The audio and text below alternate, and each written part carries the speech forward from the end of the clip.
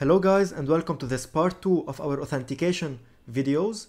In the last part we saw how we can actually create a sign up, a login and a refresh tokens API.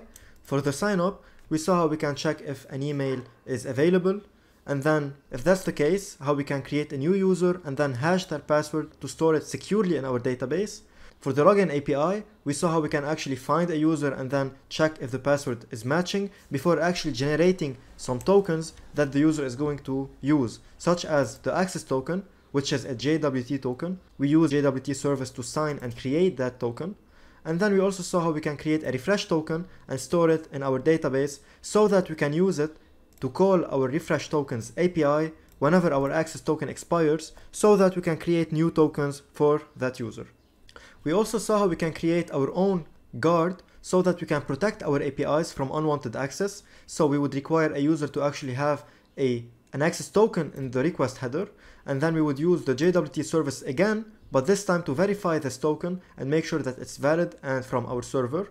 And then if that's the case, we attach the user ID on that request object so that we can tell which user made that request inside of our route handler wherever we actually apply our auth card, so that we can make sure that only logged in users can access our endpoints. If you haven't seen that video yet, I highly advise you to actually watch it. I'm gonna leave a link in the description. In this video, we're gonna see how we can implement some very important authentication related APIs, such as change password. So let's say you want to change your password as a user. You have to be logged in, of course. As you know, whenever you want to change your Instagram password or your Facebook password, you have to be logged in the first place. So technically you have an access token that you can use before changing your password. And then we have the forget password and reset password APIs that come together. So whenever you forget your password, maybe your Facebook password or anywhere else, as you know, you are not logged in as a user. It's a public API. You don't have an access token. So what you do is you basically enter your email and they send you a one-time link to your email address. You press on that link and then you reset your password by entering a new password. In this video, we're going to see how you actually implement that logic behind the scenes in your backend, how all of that work securely, of course. So let's get started.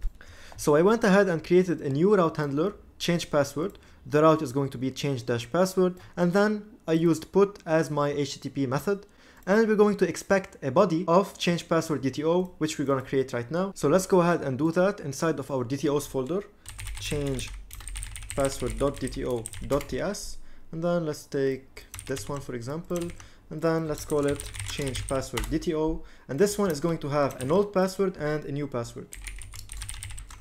And the reason why we require the user to enter their old password as well, even though they have an access token and they're logged in, is for more security. Because what if someone is sitting on their computer or using their phone without their consent and that user is already logged in? We shouldn't allow anyone using their device to actually change their password. So this would be a good practice to actually add the old password as well in this request.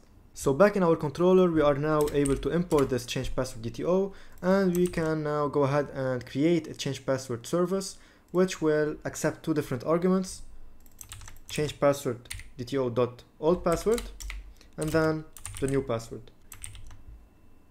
Alright, so I don't know if you guys realized, but there's one more missing piece here, which is the user ID. So if you remember, we said that this route should be protected. So just like we did with the app controller here, we need to also use the guard, but this time we're not going to use it on the controller level. Why not? Because we have the sign up API, the login API. Those are APIs that are public, that do not require you to be logged in. The refresh token as well, of course, those three different APIs. But for the change password here, we actually need to use that guard on this route specifically. So let's go ahead and do that. And this way, whoever is calling this change password route should have a token in the request headers, and this token should be valid. And if that's the case, just like we said previously, we are going to attach the user ID on that request. And now here we are able to get the user ID. And of course we need the user ID, because how else are we gonna know which user is making this request? So with the user ID on the request itself, we can now find the user making this request and then check their old password if it matches the one in our database. And if that's the case, we change it to the new password. So let's go ahead and use the rag decorator, which stands for request, and then here we could say rag, for example, And here let's go ahead and pass in the rec.user_id. Now of course, if you want to follow best practices, you would create a specific type here, or you can even create your own custom decorator for the user ID, but that's not the purpose of this video, so I'm just gonna do it this way in this video. Now let's go to our auth service and see what we need to do here. Our change password, just like we said, is going to take the user ID, the user trying to change their password, which we got from the token itself. And then we have the old password and the new password. The first step is to actually find the user, that this user exists. By default it should exist, but it's always good to actually make that check. And then the second step, we are going to compare the old password with the password in our database. So we're gonna use the same function that we did here, we're using bcrypt.compare, and then we're gonna pass in the old password as plain text, and then the user password, the one from our database, is gonna take care of hashing and comparing the hashes and everything. And then if that's the case, if there is a match, then we are able to change the password for this user and apply the new password. But of course, do not forget to actually hash the new password before storing it in your database. So I went ahead and used user model.findById and then passed the user ID to find our user. In case we don't find anyone, we're gonna throw an error, but this is very unlikely since, just like we said, we're getting the user ID manually from the token. So the user most probably is going to be legit, still existing in our database. Anyway, now we need to compare the passwords. So just like we did here, we can do the same. So we're gonna check if there's a password match, but this time we're gonna check the old password and compare it with the user password in the database. And if there's no match, then of course unauthorized, there's an error, or we can throw a bad request. And then in case everything is fine, we need to change the password. So what we could do is new hashed password equal, just like we did before, we can say bcrypt.hash, and then we pass in the new password and 10 as a salt round. And now to save the new password, what we could do is on the user object that we found, we could say new user.password equal new hashed password, and then we could say user.save, and of course we need to await it, and that's pretty much it. Now let's go ahead and check if this works. First, let's go ahead and run our server. Everything is fine here. Let's go ahead and try to make a request. So let's say we want to make a request to put, just like we said, and then here we said the route is change password. If I go ahead and without adding an authorization token, if you go ahead and hit send, as you can see we got 401 invalid token, and this makes sense because we are using this guard over here. So let's go ahead and actually add a bearer token. Now I'm gonna try and use yesterday's access token, which is technically expired because we set the time to 10 seconds. So if I go ahead and hit send, as you can see we also got invalid token. If you go back to the logs, you can see error JWT expired. So this time the access token is in the request, but it is expired. Now I went back to my database and we have a refresh token here actually, which is this one right here. And if we take a look at the expiry date, it says 2024-5/28. And today is 26. Yes, I'm uploading frequently now. So we can use this refresh token to actually get a new access token without having to log in again. So from the client side, you don't have to go back to the login API. You can use the refresh token API, and then here we can pass in this refresh token. But before doing so, I want to go back and actually set the access token to more than 10 seconds. So I went ahead and then added the expiry date to 10 hours at least so that we can have time to make requests. I'm gonna go ahead and hit send, and as you can see, our refresh token endpoint is actually working. We got a new refresh token. If you go back to our database, if we refresh, as you can see, we got a new value here, and the expiry date now is 29th, so in 3 days from now.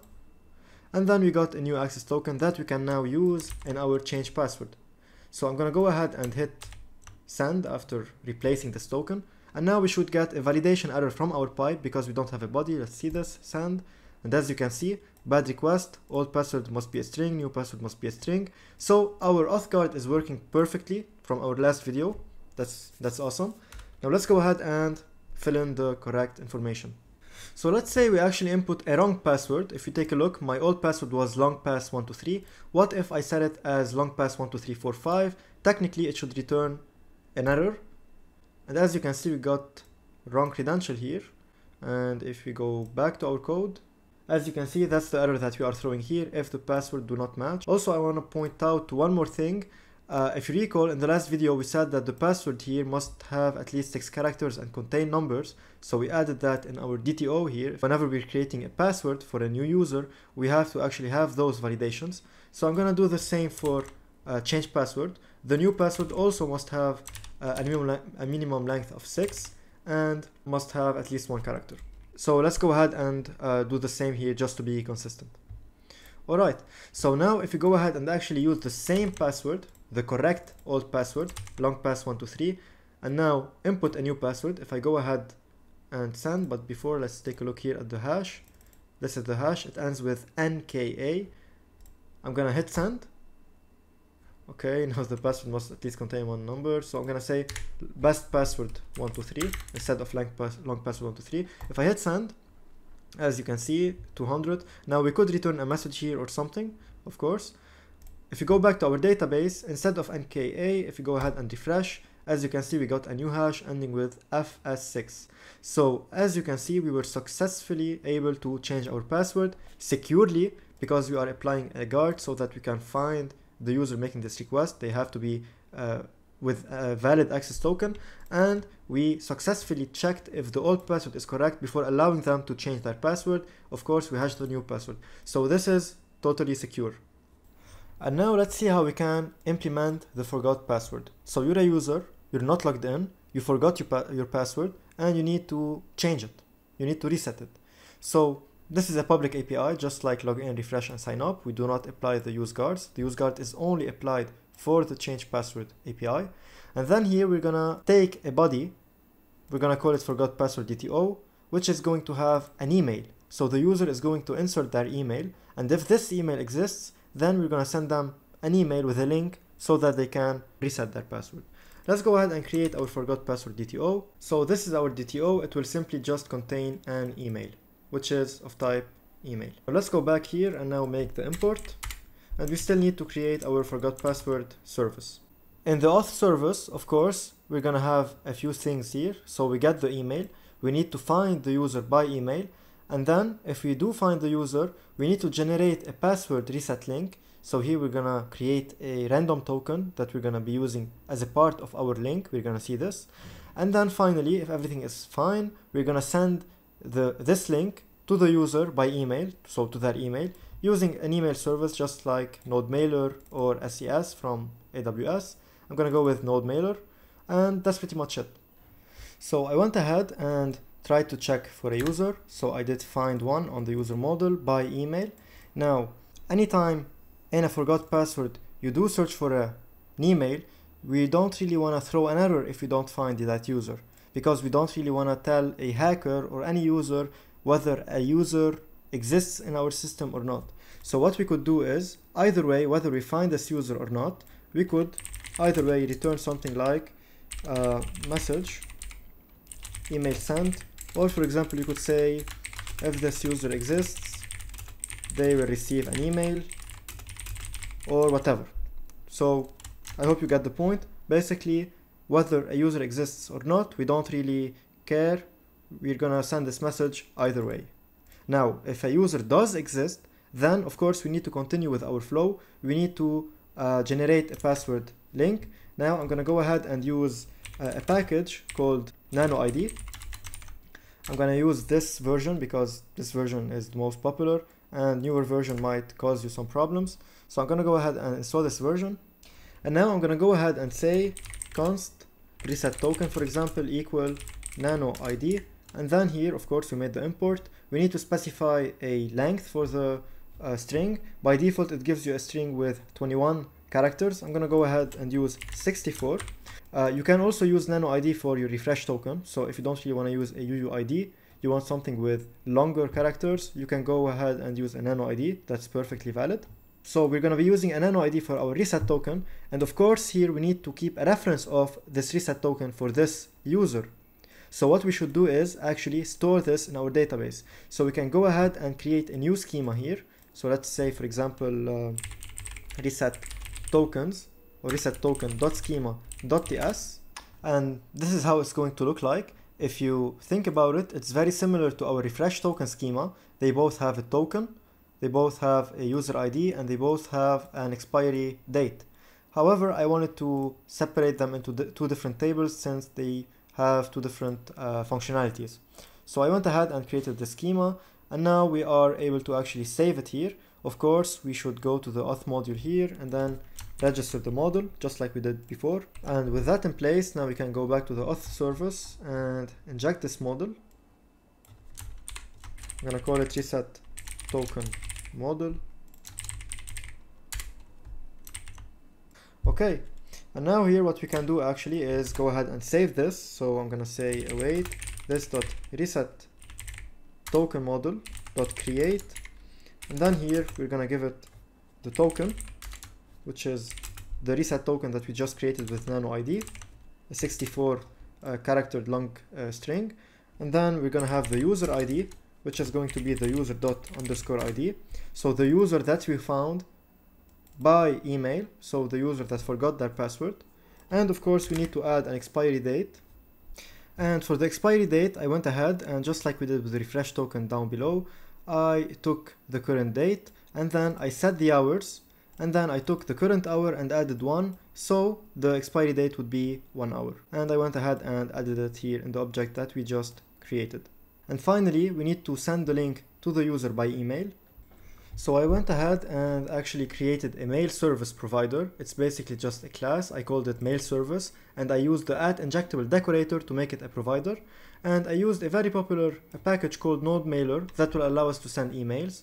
Now, I'm not gonna go into the details, but basically you need to create a transporter and then give it a host, a port, and then some credentials. Now, to be able to use some testing credentials, I went ahead and used this website, which works well with Node Mailer. So it gave me the Node Mailer configurations. Of course, in a real application, these values, the user and the password, should be stored in a vault or in your .env file. You should protect them and you should not push them to your repo. And then just like we did with the secret key for the JWT and the connection string for the database, you would read it using the config. And then here what you could do is just inject the config service here and then read those values from the config securely. But since that's not what we care about in this video, I'm gonna leave it like this. And then here I created a method called sendPasswordResetEmail, which takes a 2 parameter, which is the email of the user that we're gonna send the email to, and then the token, which is the reset token that we generated. And now here what we're going to do is we're gonna create our reset link, and this link is going to be our website URL, so your front end, your client, and then slash some route on your front end, such as reset password, and then we need to pass in the token as a query parameter. That way the client is going to get that token and then use it in the third API. Okay, so we have created change password, we have created forgot password, we still need to create reset password. And reset password, the user is going to send this token, the one that we sent here as a query parameter, in this API alongside with the new password. And then if this token is valid, so we find it in our database, of course, here. If that's the case and it's still valid, it has not expired, then we're gonna change the password for this user ID and set the new password. So here we know what this link is now, and then we have some mail options. From here you would have your application name or whatever.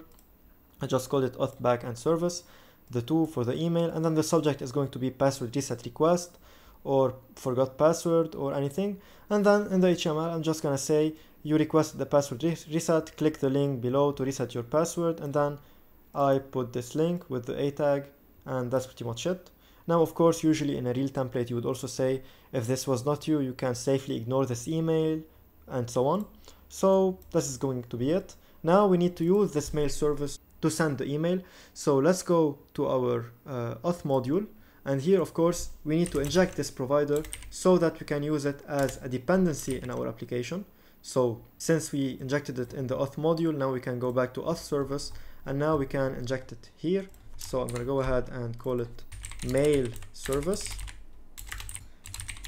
Okay, and now we have access to this mail service, and now here we need to send this. So I'm gonna say this dot mail service dot send password reset email, and now we need to pass in the email. So I'm gonna go ahead and say email, which is the email that we sent here in the body of the request, and then the token, which is the reset token that we created using nano ID.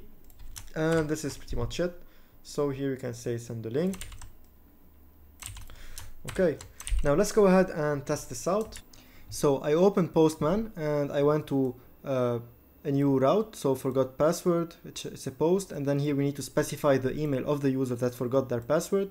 It's john@gmail.com, the same email that John has here, of course. Now if I go ahead and hit send, we got this message: if this user exists, they will receive an email. If you go back here to this link where we got the configurations, if you open the mailbox, as you can see, we got an email to john@gmail.com with the title or the subject password reset request. If we open this email up, you can see you requested this password reset. Click the link below. If you press on the link, if you take a look here, we can see that we got reset password. Of course, you got the URL. Okay, let's come here. Okay, this is the link that we got, the one that we set from the backend. So the app URL or our website URL, and then reset password. This could be anything on the front end, they defined it, and then in the backend side we need to use the same thing. So here we got the IP address or the domain, and then the route, and then here we need to add this query parameter, which we added in our code, which contains the reset token. And don't forget that we are also saving the reset token in our database here. So let's go ahead, go to MongoDB, refresh, and as you can see, we got reset tokens. Now there are two tokens here because I was testing it before showing it to you guys. So I'm gonna go ahead and delete the first one. And if you take a look at the second one that just got created, it ends up with HQE, which is this one, HQE. So we know that this reset token belongs to John because this is the user ID of John, 891. If you go to John, this is his ID. So as you can see, everything is working fine. So this is how our route handler will look like. I'm gonna call it reset password. The route is reset-password. We're using put here, and then we're gonna expect a body of type reset password DTO, which will contain the new password and the reset token of the user. So let's go ahead and create this DTO, reset password.dto.ts. Alright, so we're gonna have our reset password DTO, we're gonna expect a reset token which is a string, and then a new password which is also a string. And since our system only allows password with min length of 6 and need to have a number, we're gonna add this here in the validation. And this is pretty much it. Let's go back to our controller, make the import, and now we have to implement our reset password service. So it's pretty straightforward here. We created a reset password in our auth service. This method is going to take a new password, which is a string, and the reset token, which is a string.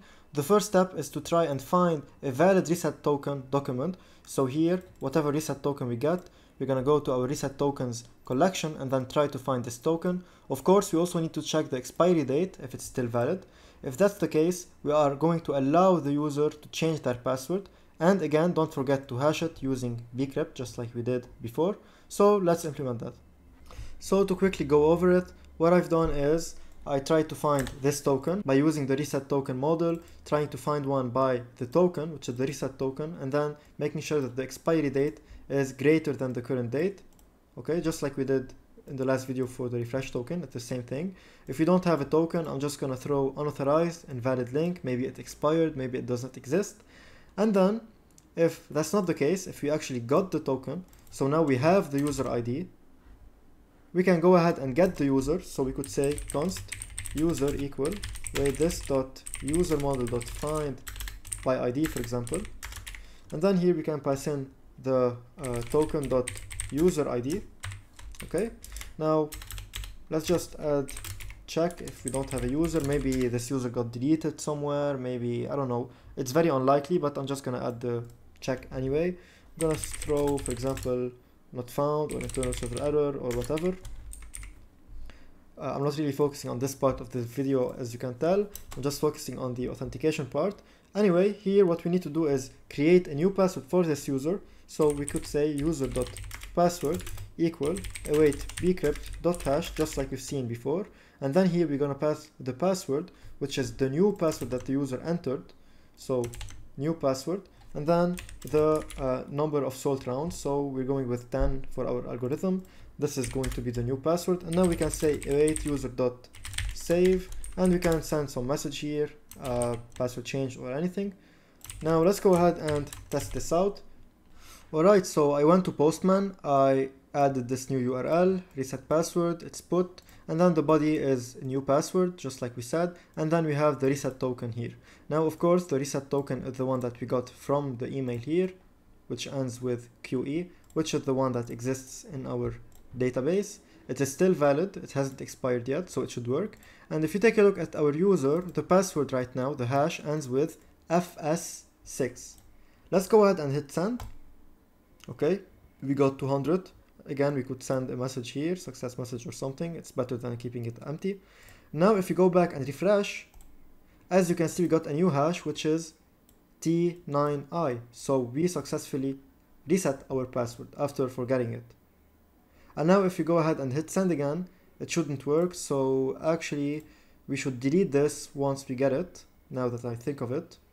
So let's add this in our code. Let's go back to our service, and then here what we could do is find one and delete. That way once we change our password, it's going to get deleted. So I'm gonna go ahead and hit send.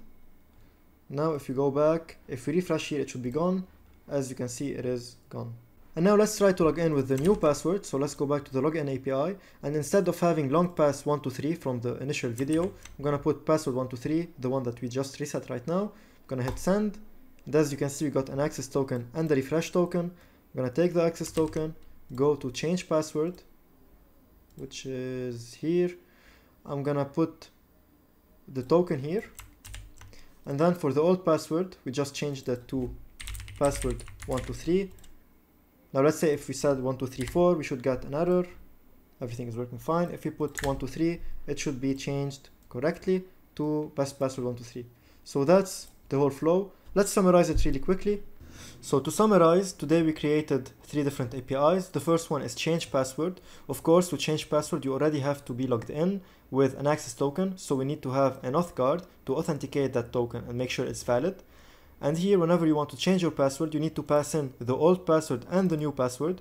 So we need to check on the old password if it exists before changing it. And of course, we need to have the user ID to know who is actually making this request. From the user ID attached on the request, that was attached, of course, in our auth card here after verifying the payload.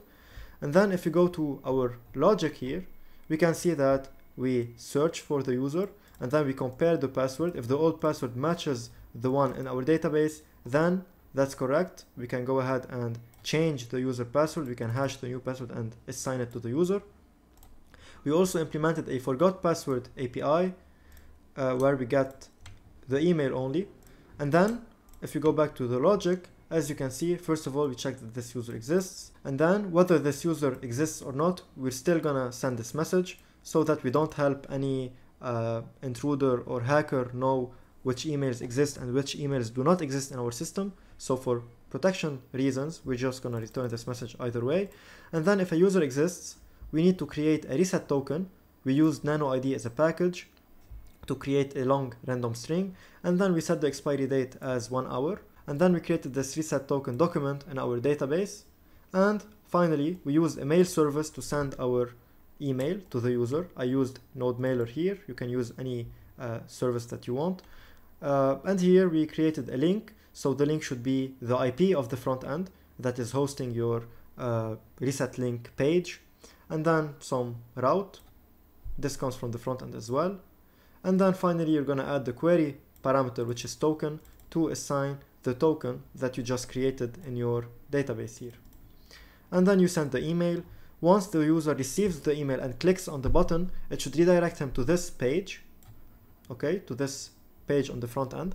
And then it would have a form where the user enters a new password and hits submit. Once this user hits submits, the front end is going to create a body by taking the token here, and then by taking the new password that the user entered in the form, and then they're going to make an API call to our third API here, which is reset password, in which they're going to send the new password and the reset token.